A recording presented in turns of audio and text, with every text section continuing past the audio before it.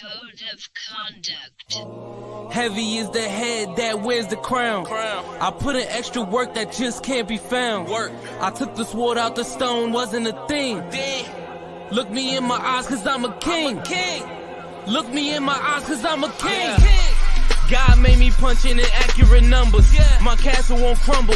What I tackle will fumble. I've been a leader when they ain't see it, but now my feet is up. According to me, royalty didn't end with King Tut. Crown on my head, clouds is at my legs. Big says sky is the limit. I look down on the ledge. I push the bar like I'm opening a cell. Hands in my cookie jar, you won't come out with a single nail. I need all of mine. The weight of my shoulders won't fit on a scale. What's a king to a giant? Well, Goliath fell. Even if we playin' chess, dog, this king can't be checked. I make all my moves on the board, I invented my steps. I'm a king, the blood of a ruler, I feel like Mansa Musa. Make your squad disappear like landing by the Bermuda. Triangle, look at it from my angle. I'm a king, the closest thing to being one of God's angels. I'm a king. Heavy is the head that wears the crown. I put in extra work that just can't be found.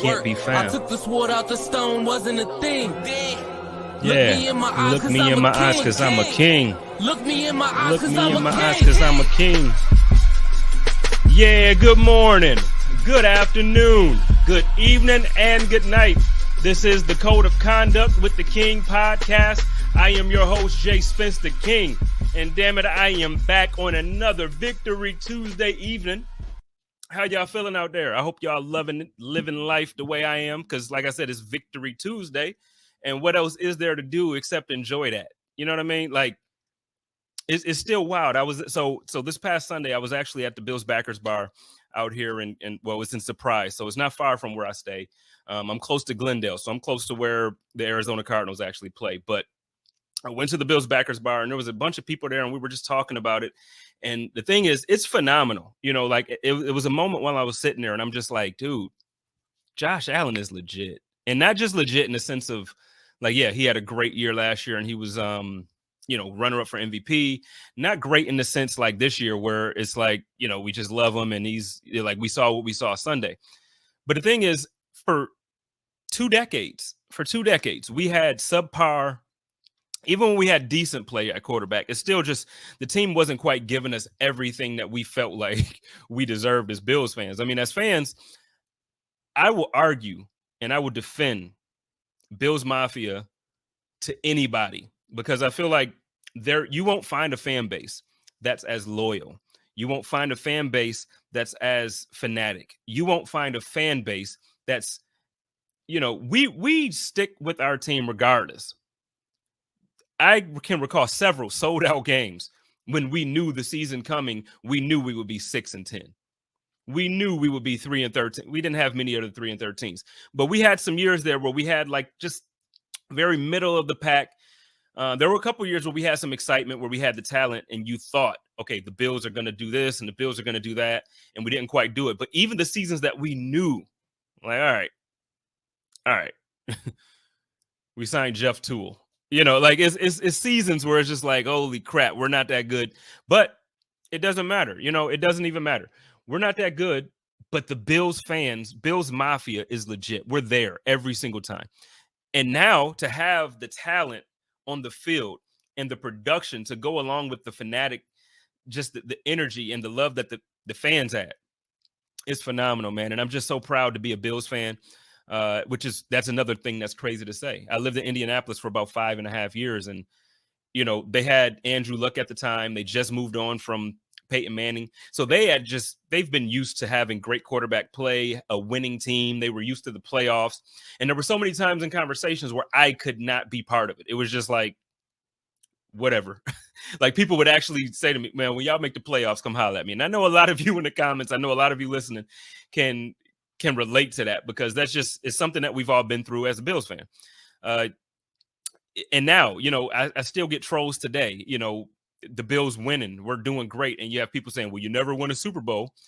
Sunday on Lorenzo Alexander's tweet, there was a guy that jumped on there and was like, yeah, but y'all never won a Super Bowl. And I'm like, bro, you're a Washington fan. Y'all haven't won a Super Bowl since 92.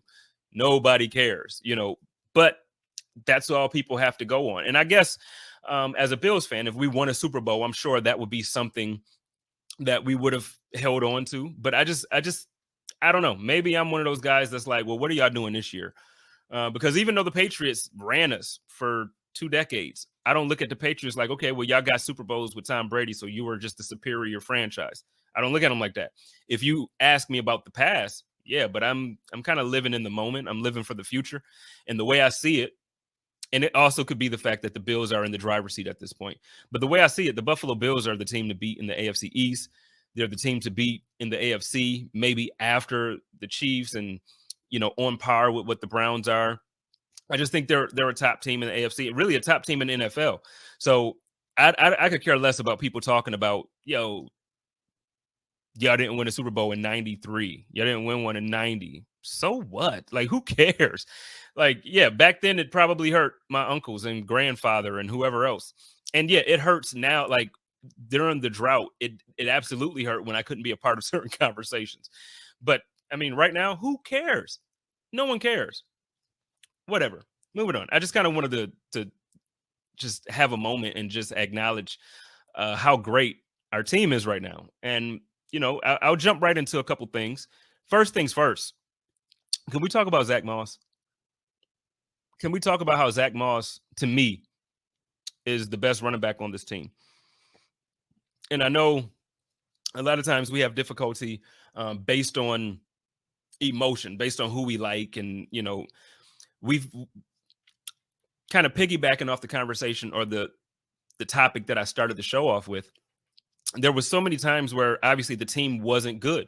So all we had was the actual player's personality. We fell in love with Ryan Fitzpatrick. We fell in love with CJ Spiller, and we fell in love with Marshawn Lynch, even though kind of I feel like Buffalo kind of sort of ran him out. But we fell in love with our players. Now you can fall in love with the players, but you actually still have the talent to go with it. Devin Singletary is a very good back. Let me start this off by saying Devin Singletary is a very good back. So this, a lot of times I get flack after the show because I'll go on Twitter or I'll go on Instagram and I'll see people reacting or responding to the show. And you think because I criticize someone that it means that I don't like them or I think they're a bad player. That's not the case. I think Devin Singletary is a really good back.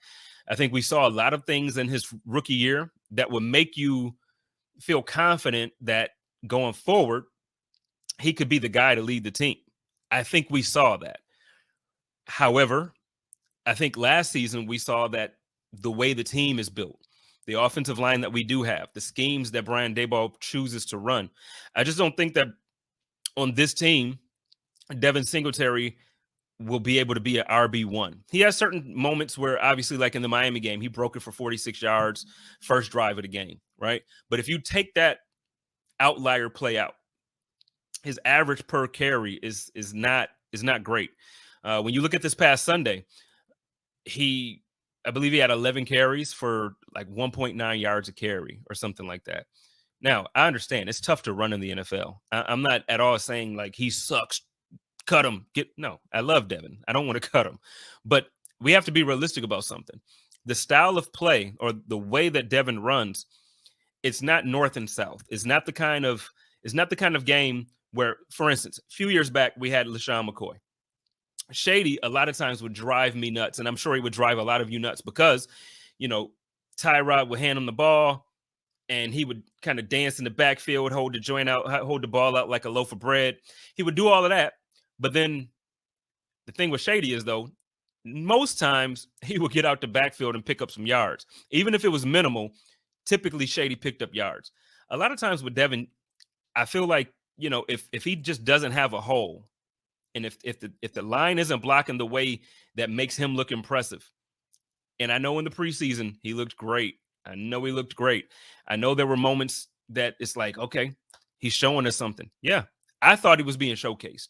The same way reminiscent of a couple years ago when Sean McDermott actually got to the team, when he first signed with the Buffalo Bills, that very first preseason, they were showcasing the heck out of Sammy Watkins.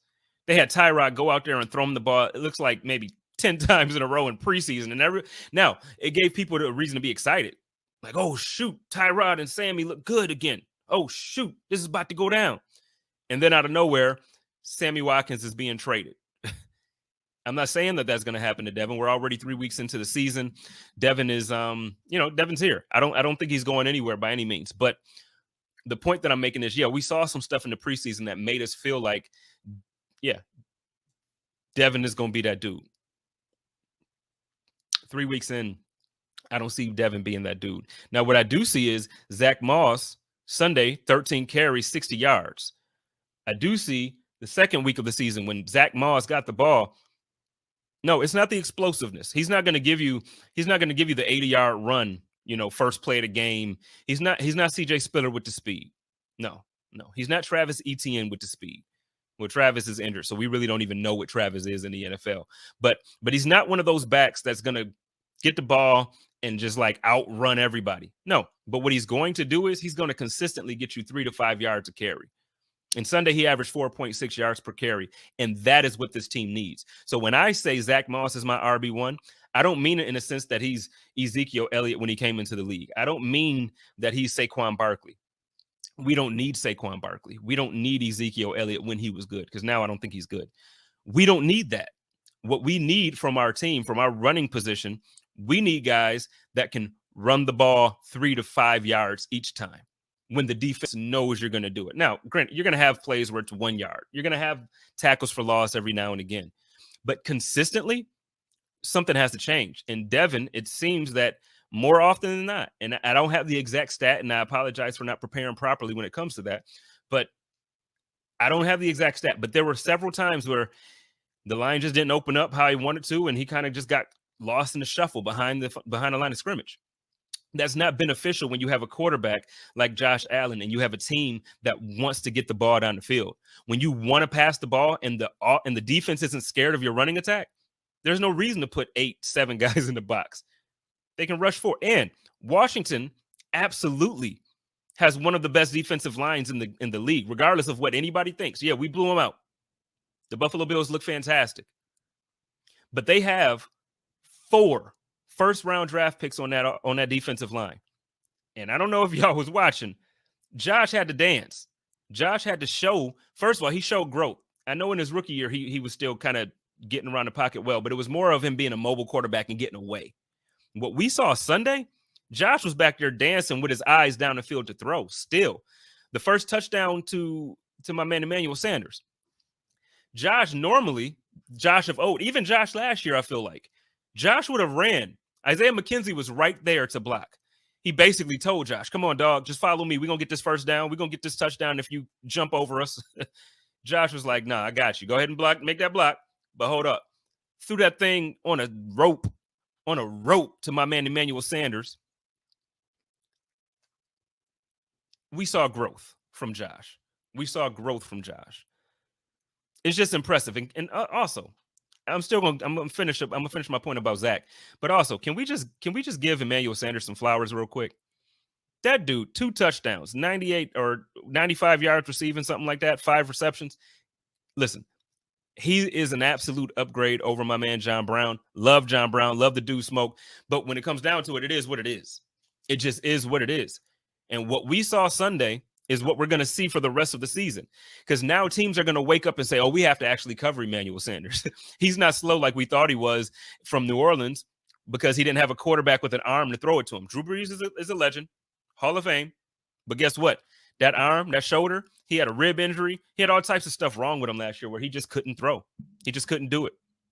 So with that being the case, yeah, that's now you have a guy who can make the most of a quarterback like Josh Allen. And that's all we've wanted. And Steph Diggs did that last year. Diggs came in here last year and did that. He did the same thing. So now you got 2 guys who in I'm not saying Emmanuel is on Diggs' level, but what I am saying is you have 2 guys that could potentially be a number 1 receiver on other rosters. We know Diggs is a number 1 receiver everywhere he goes. But Emmanuel Sanders could absolutely serve that purpose on certain teams. Now you got that. Add in the mix of Cole Beasley, who actually led the team in targets and receptions. Then you add in, once Gabriel Davis is healthy, he had a couple receptions Sunday as well, but he's not healthy. You add that in, that offense is dynamic. So now rewind and go back to what I was saying about Zach Moss. Go back to what I was saying about Devin Singletary. When you know you have an offense like that, you have those receivers out there like that, you're going to see guys wanting to put extra DBs in there. And when you have several defensive backs on that field, you're supposed to be able to run that ball at will, and yet we can't do it. We can't do it with Devin. And I don't know if it's a Devin thing. It might be a scheme thing. That's why I said I'm not bashing Devin. I saw enough from Devin that makes me say Devin's that dude. I just don't think he's that dude for this roster. I don't think he's that dude that's going to take the running game from where it is to the next step. Now, do I think if they were to feature Zach Moss, and this is just a me thing, I'm just a podcaster. I admit that often. I'm not a coach. I'm not a scout. But what I see is the team absolutely trusts Zach Moss more. Absolutely trusts Zach Moss more. He had a fumble second week of the season against Miami, but they trust him. They trust him. That's a big step. Second step, outside of or after the trust,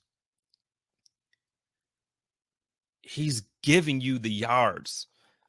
He's giving you the production you need. If you don't have the production, what's the point? What's the point? It's nice. We got 2 third-round draft picks. That's cool. This third-round draft pick ain't performing like Alvin Kamara. It would be nice. But again, we don't need Alvin Kamara. We don't need a top 3, top 5 running back in the league. What we need is somebody to take the pressure off Josh Allen. And I don't know if you all remember.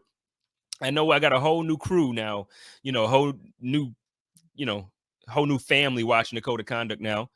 But last season, I spoke a lot specifically about how the Bills need a running game. Because once you get into the playoffs and you're playing the top teams, and you're not playing against the Jets, and you're not playing against, just whoever, you're going to actually have to be able to run the ball, because teams that make it deep into the playoffs typically not only have good defenses or good offenses, but they also have a good defense.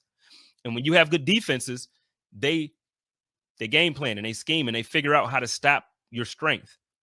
And I know there were injuries when you look at the game that we had against the Kansas City Chiefs in the conference championship, but they figured out how to slow down Josh Allen. You look at the game against the Colts, the first game of the playoffs. Josh didn't look like Josh that game. They won the field position in the first half. That battle of field position, the Colts won. We couldn't move the ball. We couldn't get first couple drives. I think we started within the 10 of ours. You couldn't move the ball. Then you look at the game against the Baltimore Ravens, right? What was that? 16-0. That's not the offense we're used to seeing last year. We won. But that's not the offense that we're used to seeing. This is what I'm saying. You really have to get to that place where you're understanding that there are several different factors that play into a successful football team. Speaking of that, I want to talk about the 3 phases of football. The first phase, obviously, is offense, right? Second phase is defense. And that third phase is special teams. I think I value special teams a bit more than what most people do, at least in the fan base. I can't say coaches and content creators and analysts and scouts. I can't say that they don't. But most conversations that I have, people question really why it's valuable or if it's even valuable. The reason why I bring this up is because I posted yesterday on my Victory Monday post, like I always do, some of my thoughts after the game. And one of my thoughts is that I'm not sure that we found our solution on special teams with Isaiah McKenzie. Again, let me rewind and start this off by saying I do not dislike Isaiah. Isaiah was a guest on my show last summer. I am a huge fan of Isaiah. I have a jersey by Isaiah. I have a signed helmet with Isaiah on it. There's a lot about Isaiah that I absolutely love. I know there's a ton of people in the comments who love Isaiah. He's one of the most interesting men. He said in his own Twitter thing, says the most interesting man in Buffalo or whatever it is. Look, I love Isaiah. Everybody loves him. But that has nothing to do with the actual performance. Now, you want to talk about the first kickoff return for the season when we played against the Steelers. Ran it back 75 yards. Great. Since then, his decision-making has been shaky. If you take that one run out, he's averaging 22.6 yards a return. It's not bad, right? No, But if you down the ball, you're at the 25. So your average is already starting your team at a position that is not favorable for your offense. Last season, obviously, everybody knows that I'm in love with Andre Roberts. Everybody knows that I was a big fan of Andre Roberts. Extend Andre Roberts. I tweeted it probably 50,000 times last year. Okay, so I understand that. This is not about Andre Roberts. This is not about me disliking Isaiah. What I'm going to say is this is 100% about understanding the importance and the value of special teams and the role that they play during a game. Good coaches in history, I guarantee you, if you go Google it, you'll see it. Good coaches would tell you have to win 2 of the 3 phases of the game to win. For the last several years, the Buffalo Bills and their fans have been spoiled because we've consistently won on special teams. It was one of the phases that going into the game, we always knew was a strength.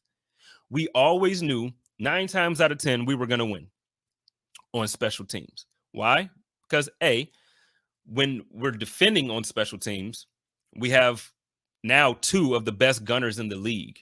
And we also have Saran Neal, who's lights out. So really, I can say we have probably 3 of the top 10 special teams players in the league on one roster. That's a cheat code. That's a cheat code.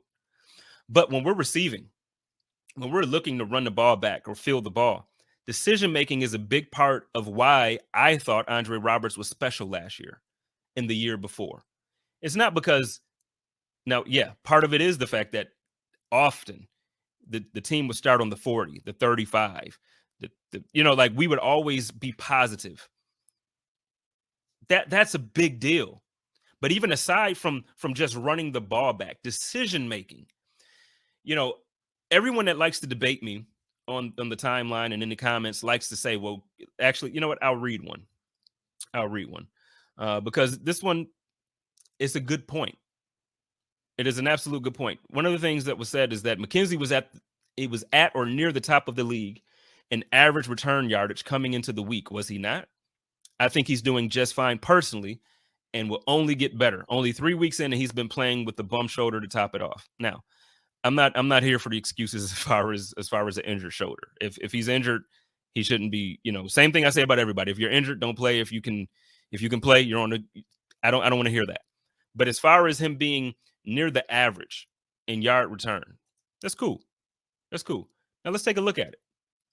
Because, if you're going to make that argument about Isaiah being, fine because he's at the top of the leaderboard in whatever, let's take a real look at it. The first thing is that 75-yard run, it plays into his averages. That's not a consistent performance from Isaiah McKenzie. You're not going to get a 75-yarder every game, as we've seen. It's the 3rd game of the year. We saw that once. So for 22.6 yards, that's not consistent with what Bills fans and what the team is used to having out of that position. We're used to starting fast. We're used to getting yards, putting Josh Allen in the offense in position for a shorter field. Not necessarily a short field, but shorter than a 75-yard drive. Look it up. If I'm wrong, I'll be the first to admit it. Now, Andre Roberts isn't playing well, so this isn't me like clamoring and begging for the team to bring him back, go and make a trade. No, I'm not asking to make a trade. That's not what I'm doing. But what I'm saying is we have to recognize and we have to understand that, look, special teams is a big deal, and it's not always about just numbers. I was talking to Bruce Nolan about it, Mr. Exclusive himself, and and he sent me a text earlier, and he said, basically, if I don't catch the ball, I'm going to find it because I don't want to misspeak on him, because Bruce always has a way of putting things. He said, if I let the ball bounce when I shouldn't and lose 10 yards of field position, there is no stat for that. And that's the thing. Yeah, you look at the stats. Okay, the stats are what they are. But those 4 don't include those 4 that we see on the stat line right now don't include him not catching the ball that was kicked short. He let the ball bounce. Decision making. It doesn't include a few of the punt returns where he called for a fair catch when he really had space to run. It doesn't include him letting the ball bounce and then the other team was able to down the ball within the 5 or the 10. It doesn't include that because all it's looking for is fielded. When you field the ball and you catch it, that's when your stats start. I'm going to go back because I feel like this is going to be a topic for a couple of weeks. I'm going to go back and watch every single punt return from Isaiah McKenzie. And I'm going to go and I'm going to monitor and I'm going to take notes on how many he had space to run, how many he fielded where he should have called a fair catch. There was a couple that he should have called a fair catch and he didn't, and he got blasted. There was some there, like I said, that the kick return, he let it bounce and it ended up being a turnover. You can say it was fluky. You can say it was the win. Listen, he won that role. He won that job. I'm not gonna say, okay, it's all good just because it was a fluke. No, it wasn't a fluke. When you win that role, your job is to field, you catch it, and you return it. You get positive yards for your team, or you get the least negative. Excuse me. You get the least negative outcome possible. That's not what we've seen so far from Isaiah McKenzie. We want to celebrate the one great run. We can celebrate it. Let's celebrate it. He's a great player. I love him on offense. I love everything he did last year on offense. I'm just not sold on him as a kickoff or punt returner. I'm just not sold. Not sold. But moving on. One more thing before I bring my guest, and I have a special guest joining me. I call him my big bro. He's the big homie for me. Before I go there, though, guess what? We can stop dreaming. Joe, we can I'm not saying stop your hashtag, but I mean, we can stop thinking we're in wildest dreams land because it's no longer a dream. It's no longer a dream. Josh Allen is a real deal. Josh Allen, the version that we saw last year, it's real. He's not going anywhere. And the Josh Allen we saw Sunday is the Josh Allen that we're going to see. Yeah, he's going to have bad games. I told you, week 1, we played against a very solid Pittsburgh Steelers defense, who, by the way, I think if we played them again right now, we would demolish them. And hopefully they can figure it out so they can win some games so we can see their asses in the playoffs, because I can't wait to lay the smack down on them boys. Real talk. On God, I cannot wait to see them in the playoffs if they make it. I don't think they're going to make it. I think they're trash. I think they got a good defense. I think offensively, Ben is done. Ben is done. The dude has less mobility than me, and you definitely don't want to see me run. I can promise. It's not cute. You're not going to like it. But Josh is that dude. And we can kind of woosah. We can breathe on it. Let it go. Let it go. Breathe, stretch, shake. Let it go. Okay? Let that thing go. Josh is doing that thing. He's real. He's real. Now, is he MVP, Josh? I don't know. I don't even care if he wins the MVP this year. We can start that. We can run with the MVP, Josh Allen MVP. Let's start it. That's fine. We can start the campaign early. But I could care less if he wins MVP. I want to see a leader who gets his team ready to play every week like he does. I want to see a leader who, if during the game we have a slump, something's not going right, he leads his team. And that's what we got, man. We got a captain and the team loves him. The team loves him. Y'all got it messed up. But I'm not going to go too far on it. Last thing I'm going to say, too, I do got to acknowledge this. Shout out to Brian Dayball and his family. I want to just shoot some prayers their way. Brian's grandmother passed away over the weekend or last week, and the team dedicated this win. The offense dedicated this performance to him, and that's a big deal. I just want to shout him out, show him some love. Love you, man. I hope everything's good. I'll be praying for you and your family.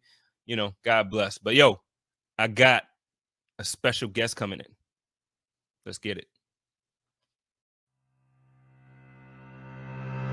This is a JSpenceTheKing exclusive. All right, y'all. Now, I done told you I got a special guest. And like I said, I've been calling him big homie. He yelled at me once about it because he said that, he ain't old. But it's respect. It's respect. What's up, big dog? My man Antoine Staley is joining me. He's actually, I think this is your third time on the show? I think so, yeah. Yeah. Well, what's going on with you, man? Not much. How you doing?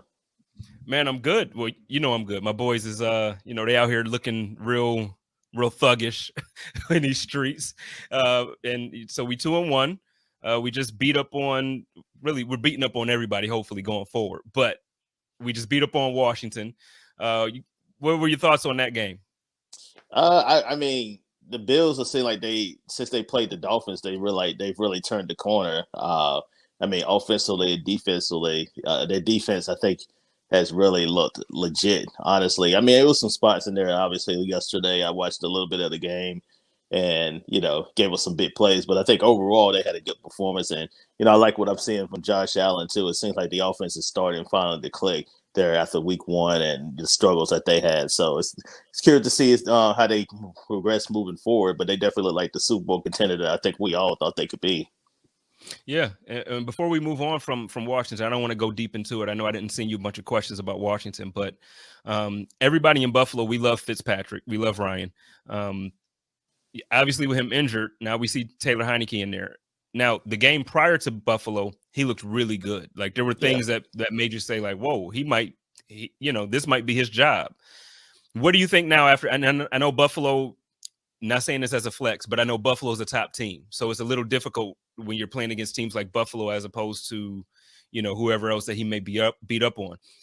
How are you looking at that position right now for Washington? Do you think when Fitz comes back, it's still Fitz's job, or do you think Taylor has done enough to kind of show that, hey, I'm here, this should be mine? I think they have an interesting problem, and it's not even the offense, it's really their defense. I think a lot of people were picking the Washington just based on their defense this year. They talked about Chase Young and the players that they had coming back. The front four, I think, was going to be really the staple of that team, and it hasn't. It's really looked like one of the worst defenses in the NFL so far. So that shows you, as analysts, we definitely don't know always what we're talking about when we're predicting these teams. But, I mean, I think that's the bigger issue at Washington. I think Heineke has they've done enough for them at times. I mean, obviously with Fitzpatrick, I think, if they continue to lose games, I think he'll probably take the job back over. But it'll be interesting to see how things progress and what they are by the time he comes back. Because it might be a little while. It might be like November when he comes back. And then there's no telling what his team might be at that point, too. The rate they're going, especially defensively, they might not be even in the race because I think Dallas is, separating themselves in that division by far.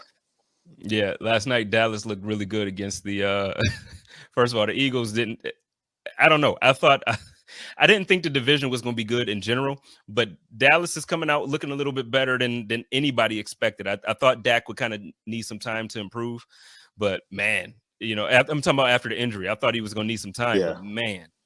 Whew, to me, I thought they were by far the best team. I thought they're the best team by far because they got the best quarterback. They got the best offense. I mean, you don't need that defense to be great. You just need them to be average, especially how good that offense is. And that's good enough to win that division. And it seems like that's going to be the case.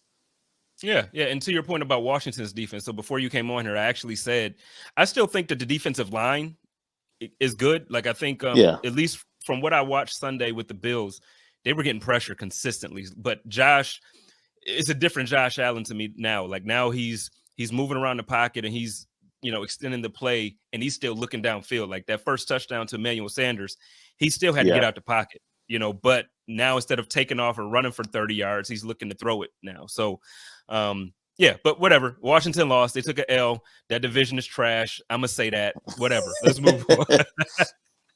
But so Sunday, the reason why I asked you to come on the show is because you normally have some good insight on some things. And the Buffalo Bills are hosting the Houston Texans. And we get to miss, unfortunately, we missed another one of our exes in the situation where Tyrod Taylor is still injured. So he's not going to be able to play. And David Mills didn't look great to me, but apparently everything that I'm reading, some people are like, hey, he's looking good. The Texans, I read somewhere today too, where they said the Texans are planning to open up the offense with David Mills because he's apparently in their mind, he's that good. Did you see anything from Mills that makes you think that, he can make a game out of it? Because the Bills are coming into this favorite 17.5 points. I think the only thing that I saw, really, he didn't turn the ball over, which I think that's a good thing for a quarterback. Anytime you don't make those mistakes, I don't think he did anything to hurt the Texans. It's just the fact that the offense was really vanilla. And then, he was just kind of doing a lot of dink and dunk, really, especially against the Carolina Panthers and how good their defense has been this year. But I mean, he kept them in it. He did what he had to do. But now you're playing a different animal with the Bills, and how not only you have to go heads up with their offense, but you have to compete with their defense and how good they are. So it's going to be a struggle for them. I definitely think that they're going to try to force them to make some mistakes too, get some pressure on them, and for the Bills, hopefully he can turn the football over. But yeah, I think the one thing that I did like, he didn't force things, he didn't force the action like some other young quarterbacks do. He actually had a decent game, and I know honestly, I didn't go back to watch the full game. So but I'm looking at statistics, and I'm looking at, so Brandon Cooks had a decent game, and the only way Brandon Cooks will have a good game is if the quarterback gets him the ball. So I saw that he's still getting his number one target. He's getting the guys the ball. Do you not the same question as far as, is this his team? I know when Tyrod gets back, Tyrod's the starter. But if I'm honest, again, not to sound, it's a weird space for me, because as a Bills fan for 18 years, you really don't go into the game thinking like, okay, we're going to smash this team. But now it's just the truth. Like, we've always been like this in middle of the pack. So it's like, we could do it, but will we? Like, that's been the energy. Now it's like, no, we should destroy this team, even with Tyrod, if he was healthy. But what is the team, in your opinion, what's different when you look at the team? Like, when Tyrod's in and now when David Mills is in, how does the team look different? For me, it's just the way they throw the football. I mean, really, like with Tyrod, I thought they were taking more shots down the field and opening things up. And I thought Taylor did a really good job. I think a lot of people thought Houston was just going to be really a bad team. I thought they were going to be probably where Jacksonville is currently right now. But I mean, it's not to say Houston is a good team or anything like that, but I think they're going to win some games. They're going to upset some people just simply because I think they're well coached. I think David Culley has done a really good job with that team so far, and they got a lot of veterans on that team that are playing for deals in the future. So I mean, they're looking to make an impression. So I definitely think you look at Tyrod, and I definitely think what he was able to do, and you've seen it. Like, Bill fans have seen it too throughout the course of the year. You have some good games out of Tyrod where he can push the ball downfield and using his legs too, and I definitely think he displayed that with the Texans early on in the season. Yeah, the first game of the season, he really shocked me. Like, because Bills fans, one of the complaints that Bills fans had about Tyrod is that A, he didn't trust his receivers enough to try and lead them or throw them open. B, he really, after the first year with Sammy. So the first year we had Sammy Watkins, and we started out with Percy Harvin as well on the other side, Percy Harvin. And at the beginning, like, I think his first touchdown was like a 60-yard bomb. Like, it was beautiful. But then after, Sammy got injured, and then after Sammy left, actually that next year, it just didn't look like Tyrod was getting the ball down the field. This season, that first week, he was throwing that thing out there. He wasn't even trying to hold back. So hopefully he can kind of heal up quickly and get back in there, because I'm a Tyrod fan. I'm happy we got Josh now, but he was the guy that took us to the playoffs. I get flack for that. People say, oh, it was the Bengals, beating the Ravens. Look, Tyrod won 9 games that year. And without those 9 games, it don't matter if the Bengals beat the Ravens, the Bills wouldn't have been in the playoffs, period. Yeah, so I think that team really set the foundation of the team that you have now. I mean, you have to – I always tell people you have to kind of crawl before you walk, and I think that's kind of what the Bills did. I mean, they got to the play. They finally got over that hump and made the playoffs. Sure, they got – they ended up losing in the first round, but that was a step. That was a step in the right direction, and I definitely think you're seeing that now, and they were able to build upon that into the team that they are right now. Man, it's incredible to watch. Like, as a Bills fan, just like I said, and I know I mentioned it earlier, it's like we weren't good for so long, so now it's like to walk into the season with expectations is wild, bro. It's so wild. But back on the Texans. So Deshawn Watson, we're talking about the quarterback situation there. He's kind of back in the news right now. And it's not for all the negative stuff. The sexual harassment case that he has going on is actually a little, I want to say, it's mute right now. We don't hear much news about that right now. And I guess we won't until, it's probably going to take some time. The news out there is that he actually may be traded before the trade deadline. I'm hearing Miami still a lot. What are your thoughts on that? Are you hearing that it's Miami? Are you hearing that he will actually be traded? Here's the thing. He wants to go to Miami. He's made, like, his agents and representatives have made no bones about that.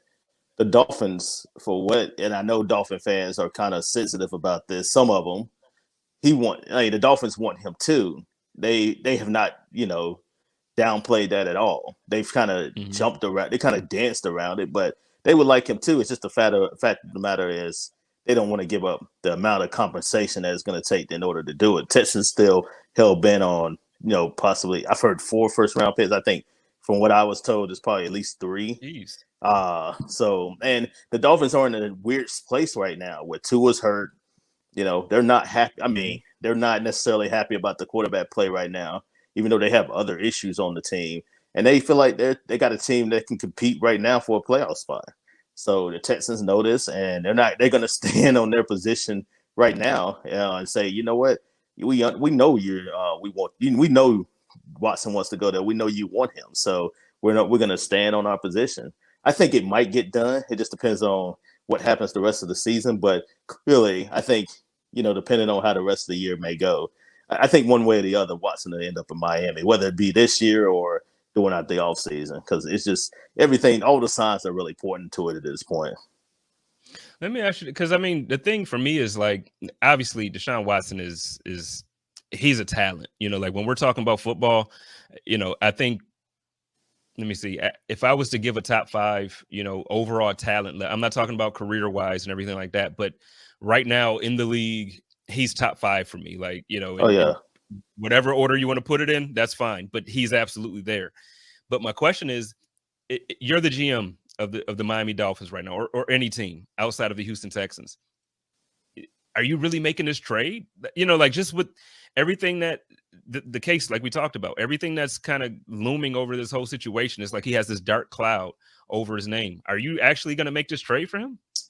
It depends on the team. Like for the Dolphins, I think, because I think they feel like they can win right now.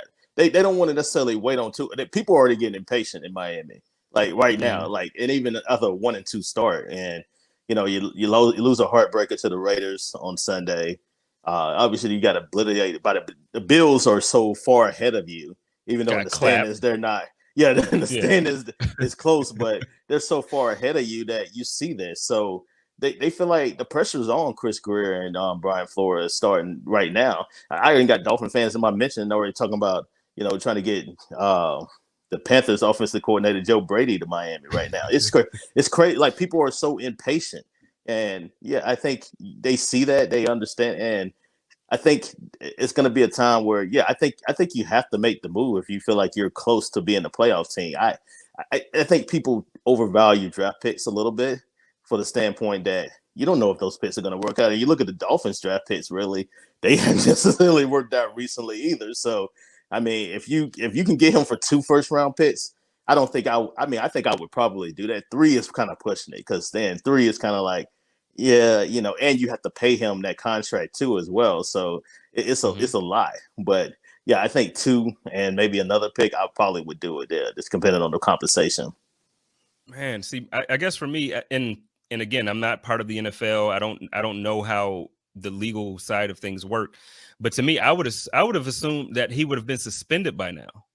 So even there are no charges yet, or criminal charges. But with these allegations, like I've seen players suspended for far less. At least in my, if I'm remembering correctly, I've seen players in the past suspended for stuff that be like, wait, really? He smoked some weed on the off season on a boat with his girlfriend, and he didn't even test positive. He just saw on IG, and he got suspended for 5 games. And this guy has, and whether it's true or not, it's like it picked up momentum to the point where it was like the Texans clearly had to keep this guy basically off the field, because under normal circumstances, even if he wasn't happy, he would have played the season. I mean, right? Technically, Houston can force. For what I would have done, I probably would have just forced him to come in camp. But they're paying him just to stay away, because he doesn't want to play for them. They clearly don't want him to be in the building, really. So it's kind of like it's a weird place for them, because now you're like, he doesn't want to play for them, but yet you're still paying him his contract, and that's probably what it's going to be throughout the course of the season. It's weird. It's weird to me. Me personally, I would have tried to force his hand personally, and then you keep your money. that way. Like, yeah, you call chicken, really. Like, yeah, you don't want to play for us. Okay, we're gonna make your life a living hell. That's probably what I would have done too. Yeah, But I would have fined him as Houston, many. Yeah, exactly. But yeah, Houston, for whatever reason, they don't want to necessarily do that. that's wild to me. And I get David. The coach is, he has a reputation of being like a religious person, a man of God, and he's also like a high character individual. So I'm sure like that kind of plays into the culture that they're trying to bring. I just lost my man. He'll be right back, I promise. But I'm sure that plays into the culture, or the reasoning why they didn't fine him and all that stuff. And they kind of just want to get him out. But at the same time, even with getting him out, there's no way in the world, like there is absolutely no way in the world that I'm going to be paying a guy to stay there. And like, he's literally sitting at home on his couch right now making, what is he making? Like 23 a year or 24. It's something like, it's not like a low, no way possible. No way. Well, he just got a new contract, really. So, I mean, from his rookie deal. Yeah. So, yeah, he's getting paid pretty well not to do anything. So, it's good living, man. Yeah, no, give me that. I wish my job would be like, you know what, man, stay home, and we gonna just give you a check, and you you just stay home. Just cash the checks. Just cash the checks. Yeah, okay. I ain't even gonna cash them, man. Just direct deposit them joints right there real quick, so I can just go ahead and I ain't even gonna leave the house.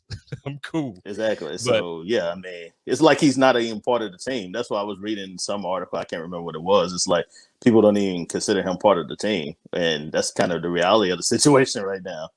That's just wild to me. It's so wild. But all right. Well, speaking of one quarterback that just got paid recently, let's move on to my guy now. He just got paid too. And Josh Allen just got his extension. He's going to be in Buffalo for at least the next 8 years, the way, like, when you look at how it turns out and the extension works. Look, man, he started the season off, I don't want to say bad, because he wasn't like the worst quarterback in the league by any means, but he didn't play up to the standard that Bills fans and probably the national media thought that he was going to come out in the season with. Sunday, he looked like Josh of last year. What's your expectations going into this game this Sunday? And are you expecting now going forward to see this Josh Allen that's like, okay, look, I'm here, let's kill this thing? I think so too. I think anytime, I mean, look at the opponents that they played. I mean, not for nothing, even the Dolphins to an extent, they had a really good defense. It's just the fact that Miami's defense, when you keep getting put out there on the field and your offense is doing completely nothing, you're gonna eventually get tired. So I think that's kind of what happened to them. And the Steelers, despite the offensive struggles that they're having right now, their defense is still legit. So I mean, he played some really good defenses to start the year. So I mean, you kind of have to understand that. But yeah, I think he was able to get his ground going against Washington, and then you look at a team that's inferior like Houston, a team that he can pick apart. And yeah, I definitely think he'll start to get his stride under him. Like, obviously getting Diggs involved, obviously, Emmanuel Sanders, you spoke about that earlier. And yeah, I definitely think we'll start to see a little bit more of the MVP Josh Allen moving forward. But I just think it was a tough start of the season, especially with two really good defenses too that he played early on. And obviously being a part of Bills Mafia, like when I try to have like level-headed takes like that, like, well, Pittsburgh, I think even still they lost Sunday and they haven't looked great, but their defense is still legit. Like, I think they're going to have a top, if not a top 5, a top 7. I feel like a top 7 unit. Yeah. They're legit. So yeah, last season when Josh played, again, he was runner up for MVP. You look at his stats from last year, it looked very similar to the stats from week 1. It wasn't that different. And then Miami, yeah, we're talking about the quarterback play and we're talking about other issues that they have, but Miami has a solid defense too. So I just feel like we started the season off against 2 good defenses, and sometimes it takes some figuring out. And we had John Brown last year instead of Emmanuel Sanders. We brought back a lot of people. Like, for the most part, we brought back the whole team, but still, it's a new year, man. And you had film out on you now. So it takes time to get it going again, get that chemistry of game speed going. So I don't know. I feel like, we're back, we're ready. And I'm looking forward to just smacking people every other week, yeah, I think we're here. I think we're here. Yeah, I think you showed that like yesterday. I actually tweeted that. I was like, we got Josh Allen back now. So I think you're starting to see that now. Just the play with Sanders was just the rollout was like amazing. I was like, yeah, he's definitely looking like the old one that we saw Yeah. last year. And then, like you say, it just takes time. I mean, people, Patrick Mahomes is struggling right now. So, yeah, I mean, it kind of happens, to everybody at some point. That's wild to me too, and I don't want to like go into the Kansas City Chiefs right now or not, but man, could you imagine at this, and it's week 3, but still like 1-2 for the Kansas City Chiefs right now, like last place. Absolutely, wow, yeah, that's surprise. Well, that's a little surprising to me, especially the Chargers going to Arrowhead and just pretty much did what they wanted to do. Their defense is really bad. That's the main thing. The defense has not gotten better. It seems like the Chiefs hadn't gotten better at all. It seems like the team, I don't want to say teams are starting to figure them out, but that's kind of what it seems like to me. Like Tampa Bay might have, quote unquote, cracked a little bit of the code that you had to beat the Chiefs. Not everybody can do it. Not everybody can emulate it. I think you saw it with the Raiders a little bit too last year. They were able to do it, even though they tried to outscore Kansas City. But yeah, I think teams are starting to figure out ways to beat them, especially when you can try to limit what Kelsey and Tyreek Hill are able to do and also force some turnovers. Now, see, I was nervous after the AFC Championship game last year, going into the offseason and then following the offseason. I'm like, man, the Bills didn't move the needle enough to like close the gap between us and the Chiefs. Looking at the first, and it's the first 3 weeks of the season, I don't know if I feel the same way, and not because of their record. I'm talking about, so now it feels like our defensive line has picked up. It feels like we're actually getting good pressure on the quarterback. It feels like, with Starla Tulele back, it feels like our linebackers and our secondary, they're returning to form from 2 years ago when they were the 4th in the league, as opposed to last season. I think they fell somewhere like just mid, they were mid around the rankings. So I feel like now it's a bit better of defense. So, I feel like in a way we did actually close the gap, drafting Greg Rousseau and Boogie Basham. Yes. Let's talk about the defense, and this is it's perfect because it leads into the last question that I had for you anyway. The Bills did struggle last season, early in the season, with stopping the run, with some even again with the Chiefs. The first game in October when we played the Chiefs, man, they literally just could do whatever they wanted. Like the running back ran all crazy. But if you look at the all 22 of that game, like Patrick Mahomes, the same play that the running back was running for 30 yards up the middle, he literally could have just threw a wide open Tyreek Hill or so it was horrible. Then you fast forward to the AFC Championship game and it looks like they beat us up. The score wasn't like the worst, but to me it looked like they beat us up. How do you feel about this defense now? Like, what do you feel? Because they look dominant after 3 weeks, man. I think they're averaging giving up 13 or 14 points a game. They look dominant. Yeah. How do you feel about the D going forward? I joke with Dolphin fans. I'm like, you probably took the wrong Miami Hurricane player and Jalen Phillips instead of Greg Rousseau, which a lot of people were down on Rousseau, especially him opting out last year. And Bills got lucky; they got a gem, and when they did. But yeah, I think those additions. I like Basham coming out at Wake Forest too. I thought he was well coached, and getting guys like that. And in addition to, I thought the defense was really good anyway. But getting those guys to be able to complement what they already have, I think that's a big benefit. And I think you've seen that early on. And those guys are only going to get better. And if you can get pressure on quarterbacks that you can show without blitzing, especially in the playoffs, especially a guy like Patrick Mahomes who knows what you're doing. And he's kind of like Tom Brady. I mean, you can't really blitz him. So you kind of have to find a way to get pressure with your front four at times and disguise it. I definitely think that's a huge benefit. And, I think you've seen that early on. For me, the Bills, I don't want to put dirt on Kansas City right now because I still think they're going to find a way and make the playoffs. But, this is a huge – that division is it's tough right now because I don't know if I think the Raiders could make the playoffs. The Chargers, I'm still – the Broncos, I'm still a little bit we'll see because of the teams they play. But the Chargers and Raiders are legit. Like, those teams could make the playoffs.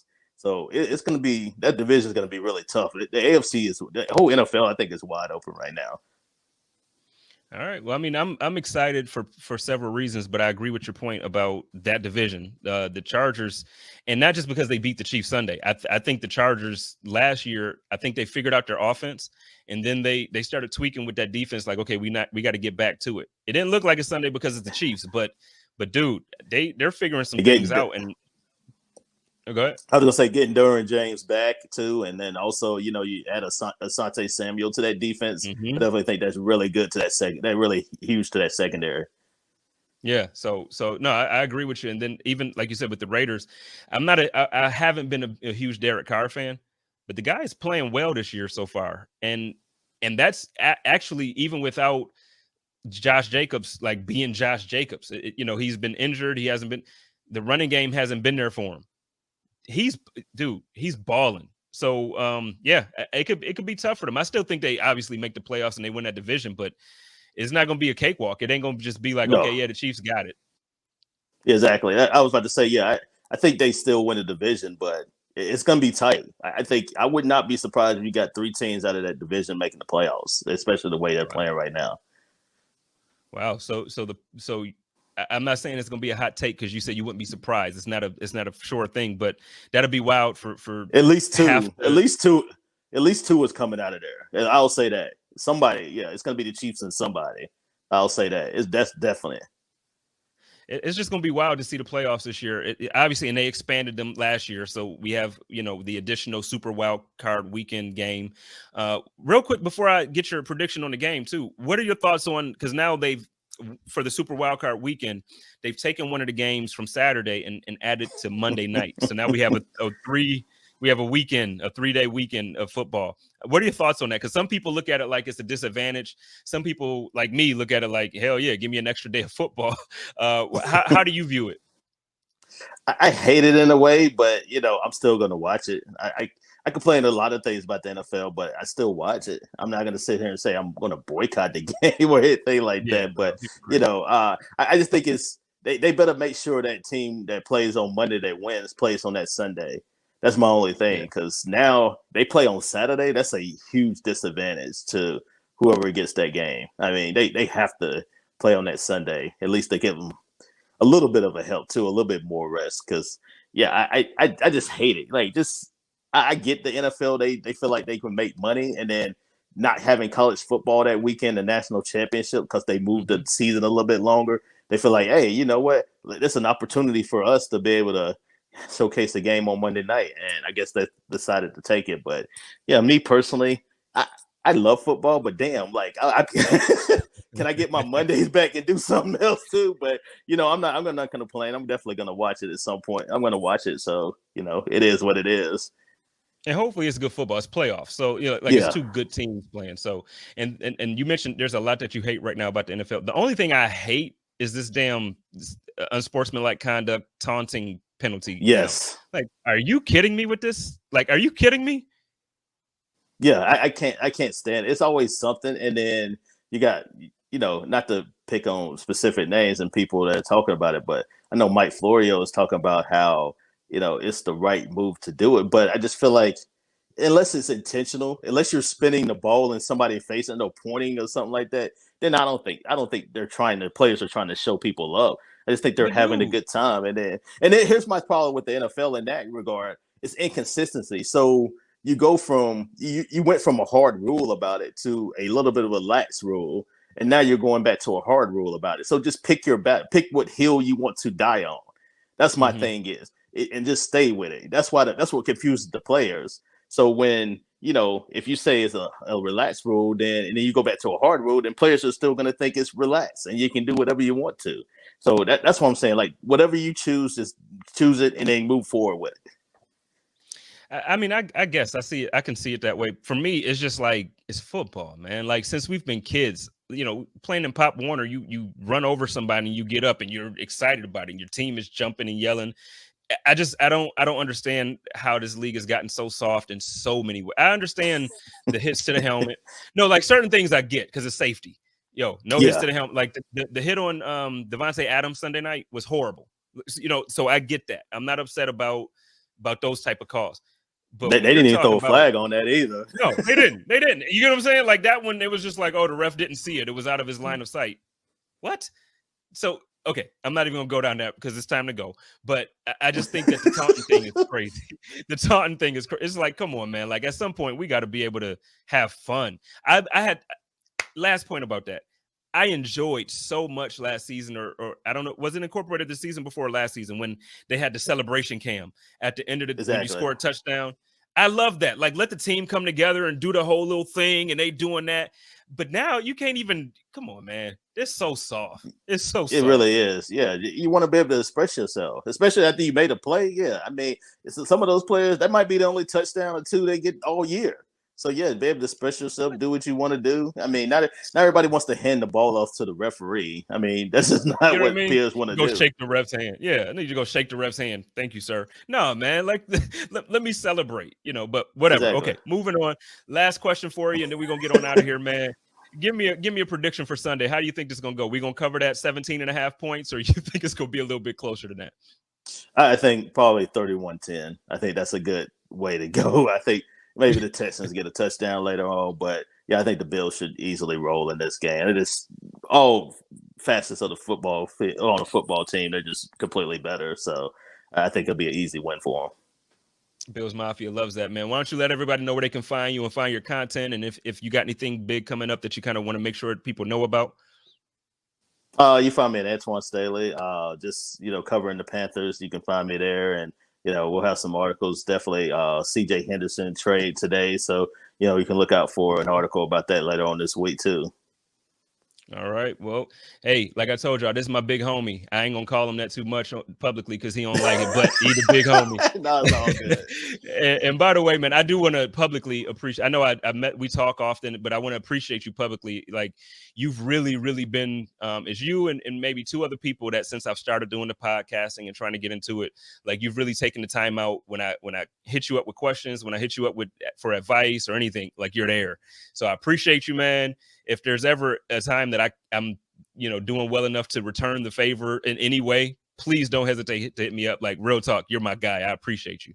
So, yeah, man. Ladies and gentlemen, my special guest, Antoine Staley, and y'all know how I do it here. It's your boy, JSpenceTheKing, repping that Buffalo Rumblings Podcast Network. Love each other. Take care of each other and live in peace. And as always, stay positive, test negative, go Bills. Code of conduct.